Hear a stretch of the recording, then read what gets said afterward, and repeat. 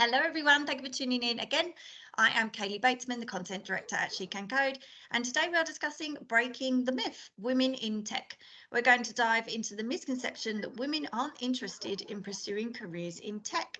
I've got two amazing women with me from Deutsche Bank today. I have Chanel, who is a software developer, and I have Muskan, who is a data engineer, and they're here to unravel the societal constructs that have fueled this myth, from early discouragement in educational choices to exaggerated perceptions of the field's difficulty. Welcome, ladies. Thank you so much for joining me today. It's a pleasure to have you both on here. Thank you for having me. Thank you for taking time out of your busy days at Deutsche Bank to come and have a chat with us on Spilling the Tea. We're going to start with some introductions, if that's okay, to hear a little bit about each of you to set the scene for our community today. Muskan, can we start with you? A little bit about you, how you got into tech and how you ended up at Deutsche Bank? Yeah, sure. To be honest, I've always been on kind of a tech path. Pretty much everyone in my family is working in some form or the other in the tech field, or if not the tech field, the education field. So I've been on a really clear tech path, not because of my family, but also that's because what I've seen, and also because it also inherently started interesting me.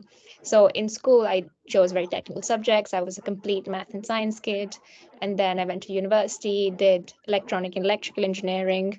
Very, very technically heavy courses.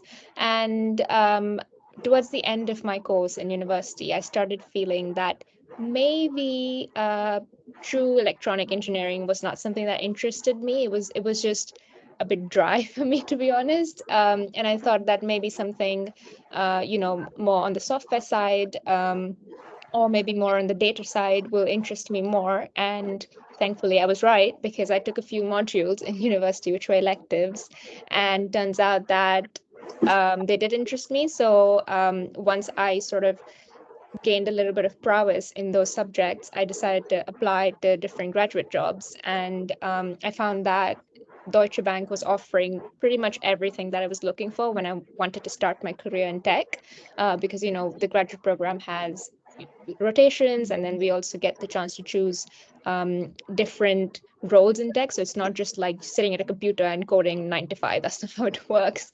And I think that's a massive misconception as well. But yeah, so I think there was a lot of variety at Deutsche, and they were also offering what I wanted. So yeah, that's kind of how I was born into tech pretty much, and how I landed at Deutsche as a data engineer. Nice. It's always lovely when our ladies that we speak to, they say that they really loved tech, and that's how they got into tech. A lot of our ladies fall into tech, and they say, you know what, I didn't know it was going to be a good career path. But it's always nice when you do hear ladies that say, you know what, tech was just always going to be part of my future anyway. And it was just figuring out what you wanted to do and which areas that you enjoyed more than others. So that's brilliant. Chanel, yourself, how did life in tech start for you, and how did you end up at Deutsche Bank? I was one of those people who fell into tech that you were talking about previously. When I finished my A-levels, I didn't really know what I wanted to do. I felt like I had so many career paths in front of me, especially with the A-levels I completed in maths, chemistry, and biology. I could go into anything I wanted to do. So from there, I decided to take two gap years and just to think, what do I want to do? And through there, I actually wanted to be a data analyst.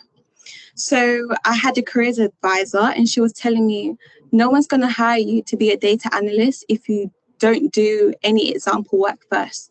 You need to learn how to code using Python. You need to show them that you're interested, that you're motivated, especially since I took 2 gap years.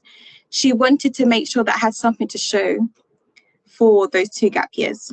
So whilst I was learning how to code in Python, I realized I like coding, and maybe I would like something that's more techie. So a career in software development was something I was looking for.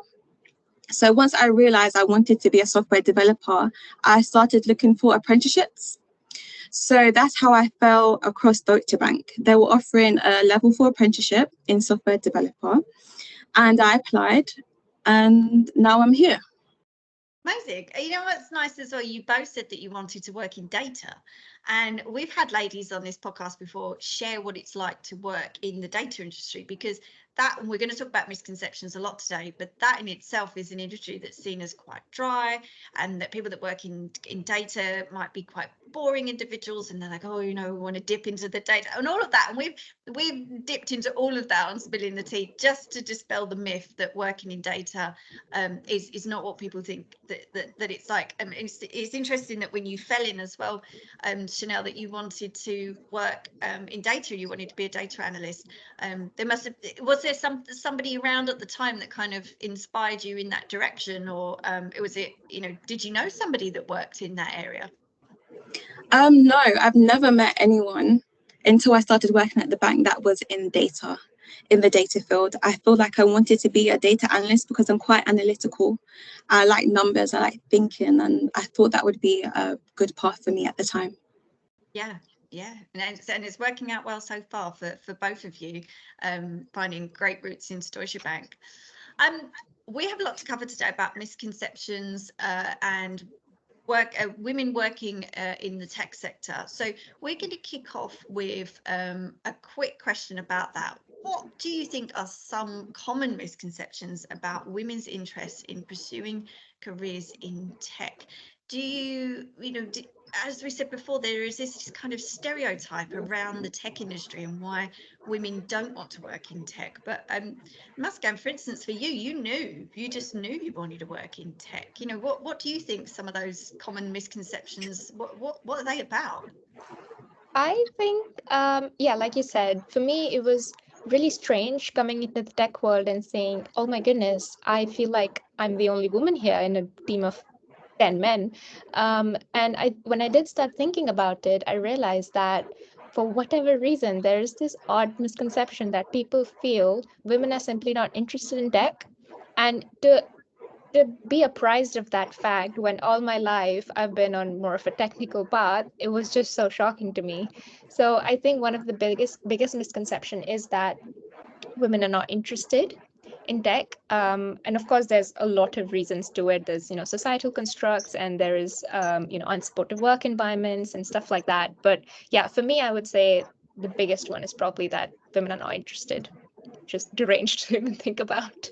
Yes, exactly. And I know obviously the numbers of women are much smaller than men, but yeah, to have the misconception that women are just not going to be interested at all in a career in tech is just absolutely bizarre to hear. And Chanel, I take it, did you feel that as well when you came in, that it was that misconception that perhaps the tech industry wasn't for you, or perhaps you shouldn't have even considered, falling into tech in the first place? Is that a misconception that you felt as well, that you just wouldn't be interested in tech? I felt one of the misconceptions I had was, to be in tech, you have to be quite analytical. You have to be very smart. However, there's so many branches in technology. For example, you could be a UX or UI designer, where you can be creative, you can make the wireframes, you can design the websites, you can interact with the users. It's not all about sitting behind the computer and coding. There's so many other career paths you can be. You can be a business analyst, a product owner. It's not all about sitting behind a computer. And if you're passionate about different things, you can find a passion within tech, I would say. Definitely. I completely agree with you on that front, because ladies in our community, they say, there is that misconception, like you bang on just said there, Chanel. It's that you come in and you just work on your laptop, or you're quite isolated, that you are quite siloed as a team member. But actually, when ladies share their jobs and what they do, they're very much part of a team. And actually, you have to pick up all of these wonderful soft skills, where you have to communicate with your team, and you have to communicate back to your manager what you've been doing. And it's not just a case of you get in and you learn coding and you sit on your own and that's it. And that's why women wouldn't want to work in this industry, because it's not very collaborative. That's a complete opposite usually for the ladies that actually work in this industry. Say, you know what, that's nothing like what it actually is to have a day job in tech. I can see you nodding, Muskan. I feel like your day is definitely working with a team. Yeah, no, 100%. Like I said, I'm a data engineer, but that But again, sort of echoing what Chanel said, a data engineer doesn't mean that all I do is sit and stare at data, right? It's about collaborating as part of a team. It's about making sure that you're working towards the goal that you are given to work on. Yes, I think it's a lot more than sitting behind a screen. So like you said, I'm nodding my head because that's literally what I've been doing the whole day. Yeah. I mean, I wanted to touch upon societal constructs, so such as educational guidance and cultural perceptions, moving into that now, because how does that influence women's attitudes towards tech or working in tech? You know, Chanel, you fell into tech, but whilst you were, at school, for instance, how do you think, all of that kind of packages up to build women's attitudes to working in technology? What was it like when you were at school, Chanel? And you didn't have that feeling of, I'm at school, I want to study computer science.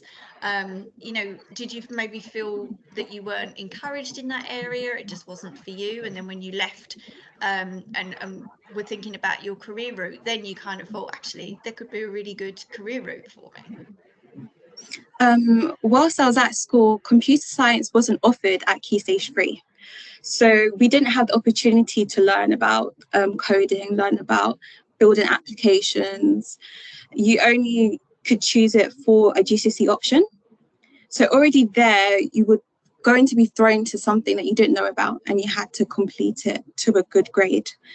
I think that was something that kind of deterred me as well. Another thing was the misconception that you have to be quite nerdy to be in tech. And I thought, oh, I don't want to be a nerd. That's for nerdy people. I know it's sad to say, but that's what some people think. And from working in tech, I would say it's not about being nerdy, it's being very passionate and interested about what you're doing. And that's the misconception that has been there, and how school has kind of pushed me away from having a career in tech whilst I was at that age. Yeah. Hey, we can be nerdy and cool at the same time. It's fine to be a tech nerd. I agree. I do agree. And you are right. There is that. I agree that yes, you can be nerdy and cool, and it adds up to a fantastic job like both of you ladies have. But there is that stereotype that, especially if you're young and you're at school and you're picking your subjects, that can turn a lot of girls off and think maybe that isn't for me, or I wouldn't consider a career in that area. And you're absolutely right there. That really would influence a young girl's attitude towards what she studies and her career route. Muskan, you totally just took no notice of that, and just thought, you know what, I'm going to do it anyway, and I don't care what people think. I want to work in tech. Yeah, I think a lot of it is to do with the fact that at home I had a really supportive environment, and it was almost like the default environment because, like I said, the background of everyone in my family is tech or tech related.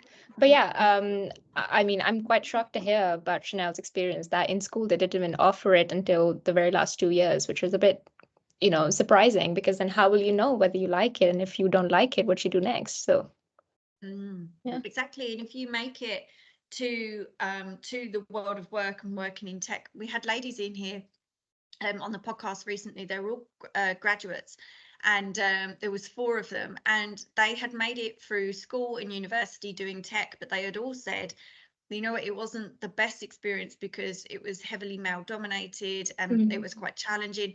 But actually, when they made it to the world of work, it was completely different. And they said they were so pleased that they had all taken that internship and then moved into a full-time role in tech, because it was just so, their experience of the world of work in tech was so different to their education, and they're so pleased that they stuck that out. But a lot of ladies, a lot of young girls, unfortunately, would just not get that far and just think, this isn't yeah, that's unfortunate. But yeah, I'm glad things are still changing, slowly but surely we'll get there.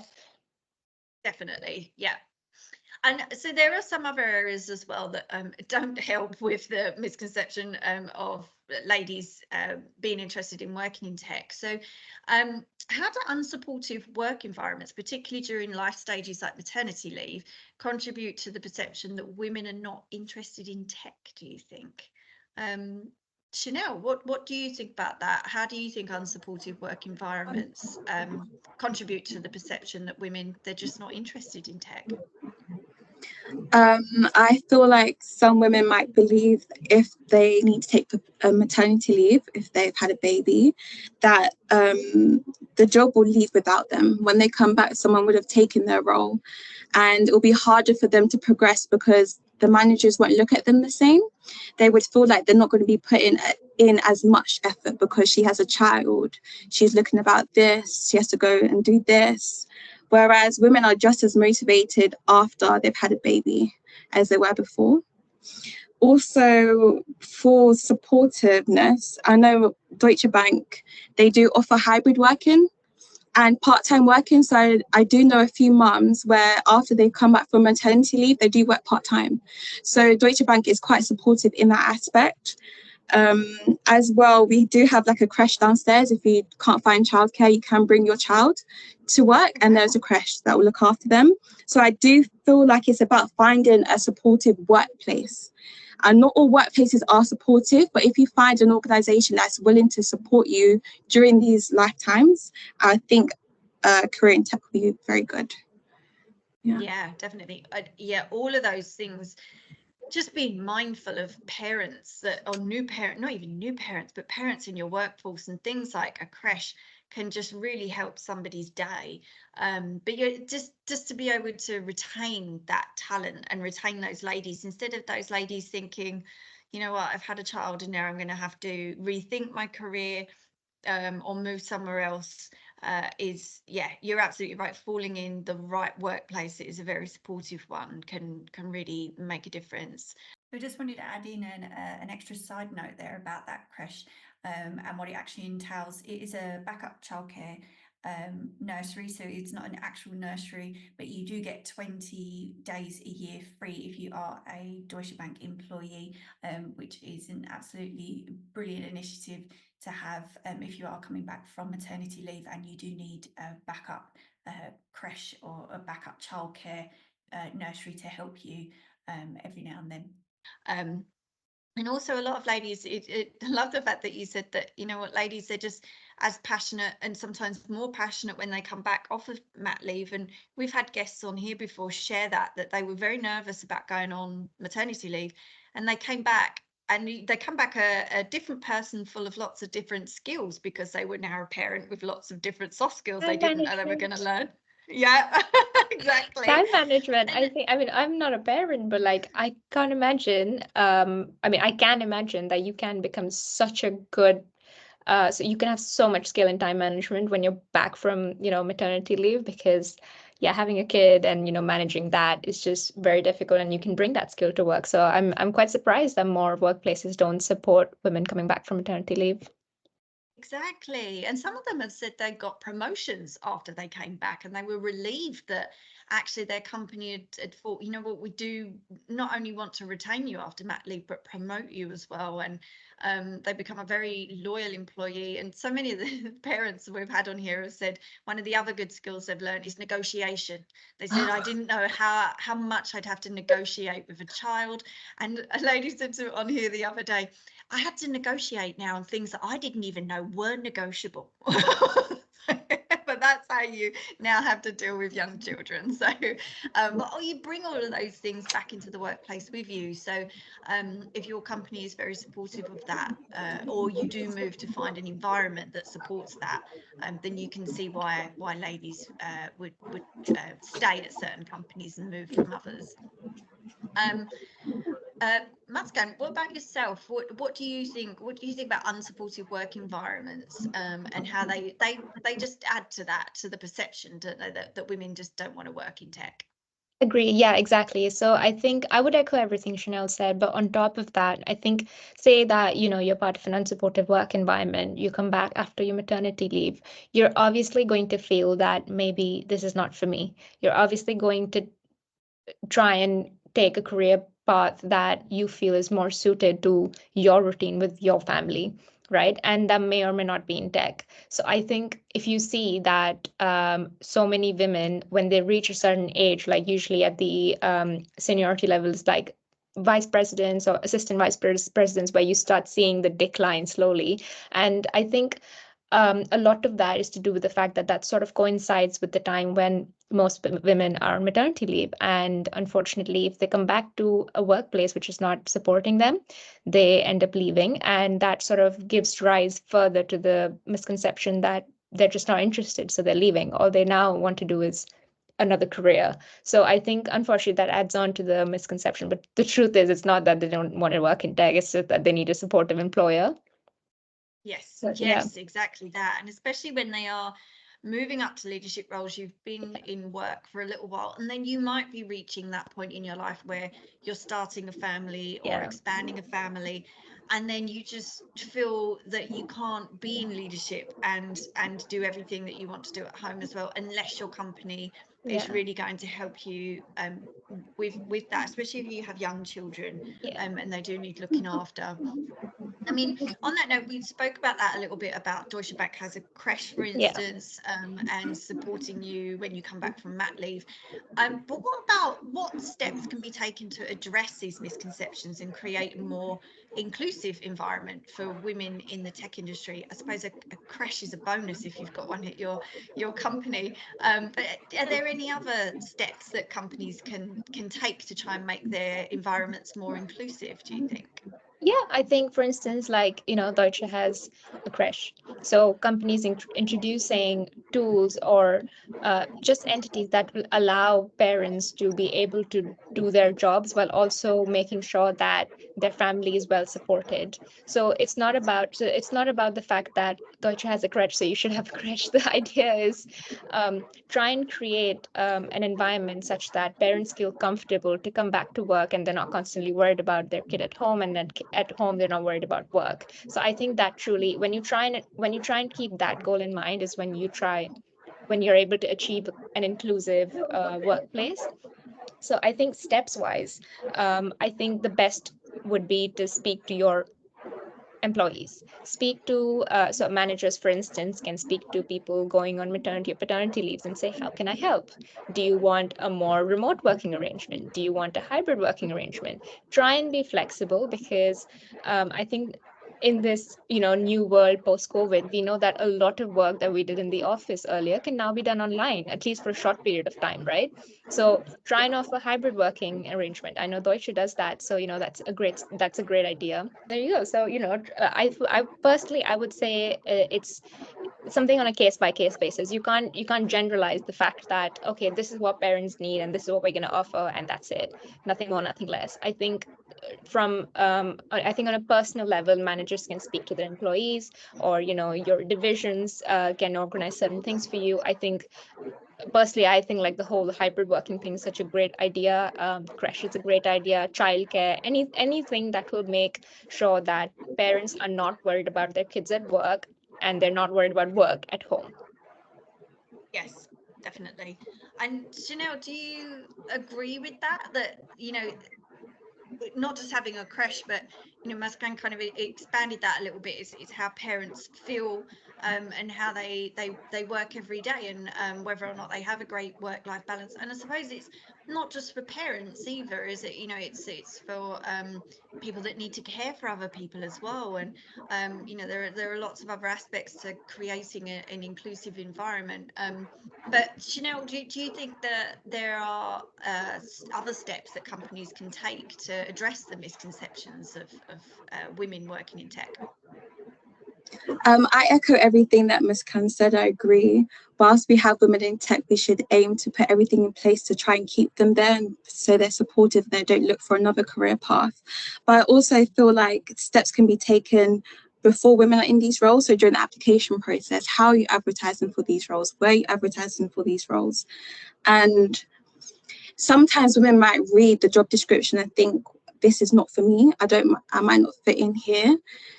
From the benefits I said, I might feel like this is not what they want. So we also need to be thinking about how to appeal to women during the job advert stage. This can be also done through going to women's conferences, having women in tech from your organization going to these conferences, talking to other women, saying how the work environment is. I think that's quite important. Definitely, yes. Because I wanted to ask you about changing the narrative that women are inherently less interested in or capable in tech fields, and you just mentioned it there. That is a brilliant way for, you know, ladies just to share their stories, what it's actually like to speak at a conference, to come on a podcast, to just share their experience and their day-to-day experience, for more ladies to hear that. And a lot of our community are transitioning from one career to another career, and sometimes much later in their careers as well. One of our top podcasts on here for ages was about a lady that retrained in her 30s, and so many of our community wanted to hear how she done that and the challenges that she found along the way.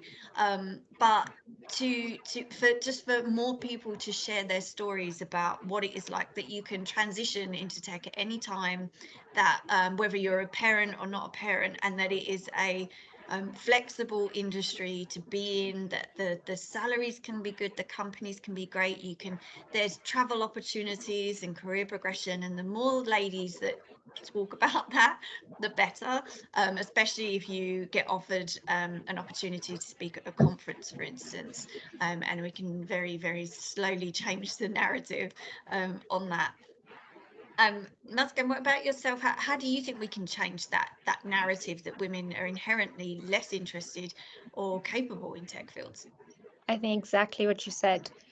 Get more women to talk. And I know that sounds ridiculous to say, but I think the more number of times we give women a platform to speak about their experience in tech, the better it is. Because it's not just about, it's great that someone in their 30s also trained. I think that's so inspirational. That's amazing to hear. And I don't know how they did it, but if that person can inspire one other girl to take up a career in tech, I think that's a win. And I think start early as much as possible. So I remember I actually attended an event which Deutsche was invited to, and it was for early careers, and it was for women in tech. So there was people who, there were women who essentially were either at the end of school or just the beginning of university, and they were trying to figure out whether tech was for them or not. And it was just a conference, or a short event, let's say, where they spoke to people from different organizations. And a lot of times they did ask me that, do you feel like women can work in tech? And the fact that it's 2024 and I'm still receiving questions like that really surprised me. So I think the more we get people to talk about their experience, the better, because the more outreach we have, the earlier we start, the better it is. Because it's not just about it's not just that someone who got to know about tech and tried it was successful, amazing. It's also about, how can we actually increase our outreach, and how can we make sure that young women don't feel like, oh, I can't be in tech, only for them to find out 10 years later that they probably could. Yes, you're right. It's 2024 and you're still getting those questions. And even though, this conversation has been going on some time, it's little by little and, slowly moving the needle. And you're right to still be getting those questions in 2024. We still need to be putting in the work and having the conversations. And you're right, even if it inspires one girl to think a career in tech is for me, then give one it a girl shot, is better. Yeah. Exactly. We are almost out of time, ladies, and I wanted to ask you one last question. Looking ahead, what changes or developments do you hope to see in the tech industry to promote gender diversity and inclusion? Chanel, should we go to you? What do you hope to see in terms of changes and developments for promoting gender diversity and inclusion? I hope to see more tech organizations going into schools and talking to kids. I think that we need to start from early and get the ideas in the children's minds that actually you can have this career from a young age, especially coming from my experience when I was saying that I felt being in tech was for nerds or quite nerdy. So the children can relate to someone, they can see someone that was like them. And I think that's very important for children to have someone to aspire to be. Also, in the tech industry, I wish to see more women in leadership roles. I feel like even though tech has changed a lot to see more women coming in, I feel like we don't see that much women in leadership roles. And I think that's very important. So other people don't think, or women might not think, oh, well, I can only be at a junior level. They can know that they can be the head of the team or the head of the department, and they can lead and they can do the same thing as other directors within the organization. Yes, definitely. And you're absolutely right. More ladies in leadership, and ladies throughout the whole of the pipeline as well, because it is sometimes difficult when, especially when you're new to a career, and if you only have the lady that is the CEO or the CTO, it's hard to see how you're going to get there and whether or not that is even for you anyway. So you might be thinking, who's the lady in the next position and the next position? You know, it can be quite hard to kind of try and align yourself with that very senior C-suite lady sometimes. So I completely agree, ladies in leadership, and also just inspiring young girls from an early age to say, these are the jobs available. You don't have to be a nerd to work in tech. If you are a nerd and you work in tech, that's cool too. That's cool. We can talk about data. We're cool. There are so many roles out there in technology that you don't have to go into the stereotypical coding, working on your own kind of role is normally the role that people think of when working in tech. And the more people that are screaming about that from the earlier, the better. I completely agree. Muskan, yourself, what do you hope to see in terms of changes and developments to promote greater diversity and inclusion? Yeah, I think, like you said, try and change the misconception that it's all about sitting behind a screen and just tapping away at your keyboard. That's not it. You could literally be designing websites, that's UX design. You could be designing your internal application system. That is also UX design. You could be a business analyst. You could be a product owner. You could be literally so many different things in tech that there is absolutely no exhaustive list, or that you can't make an exhaustive list. So I think first, clearing that misconception out. And secondly, this is something that Deutsche does, and I think that's so amazing, is women who are in slightly more senior leadership positions, they offer mentorship to people in schools. So young women in schools, they're offered mentorship by senior VPs in DB, senior MDs in DB, and I think that's amazing. I think if you're getting that sort of exposure, you're getting the ability to be mentored by someone who is already in a position where you one day might aspire to be at such an early age. I think it's incredible, because that's the true example of how you can inspire the next generation of girls to be in tech, right? So I think, creating that environment, or creating that pipeline where women, young women, have the ability to speak to people who are actually working in industry, and making sure that they are well supported, they are given knowledge about what it actually means to work in tech. So I think that's one. And another thing that could be maybe creating support groups, having support groups. And I think what you guys do, I think what you guys do, I think great as well, because it's one form of outreach, right? And I think the more people you reach, the better, because that way you can make sure that people don't have misconceptions about tech, and there won't be a 16-year-old thinking, oh my God, I don't think I want to be a tech person because I don't want to be a nerd, because you're not going to be a nerd.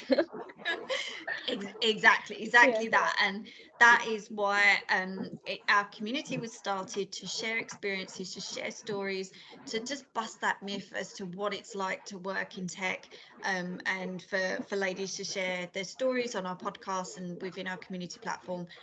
You're absolutely right, and I love the fact, so you mentioned more senior ladies remembering as well to look back and think, you know what, I'm gonna lift us a climb and make sure that I mentor the younger generations coming through as well, because without ladies doing that through each generation, then the younger ladies behind are not going to consider technology as a career route for them. It's such a good point. Ladies, I can keep talking to you about this all afternoon, but we are already out of time. So thank you so much, Chanel and Muskan. Thank you so much for joining me today, taking time out of your busy days to come and have a chat on Spilling the Tea. It's been an absolute pleasure chatting with you both. Thank you so much for Thank having you so me. It much was for so having fun. us. Thank you for everybody listening as always. Thank you so much for joining us, and we hope to see you again next time.